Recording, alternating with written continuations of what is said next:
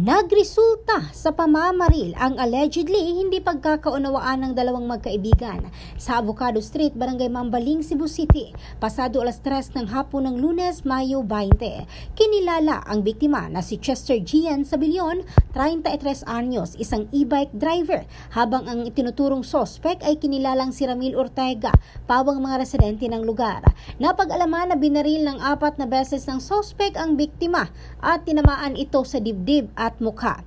Mabilis na dinala sa Cebu City Medical Center si Sabillon, habang si Ortega naman ay nagmadaling tumakas. Sa interview ng Brigada News FM Cebu sa isa sa mga nakakita sa pangyayari, na nung unay inakala lang niya na nagsuntukan ang dalawa matapos ang mainit na sagutan ng mga ito, kaya't hinayaan na lamang niya. Samantala, sinabi ni Police Major John Lindbert Yango ng Mambaling Police Station 11 na isa sa kanilang mga tinitinang anggulo ay ang personal grudge at illegal na droga.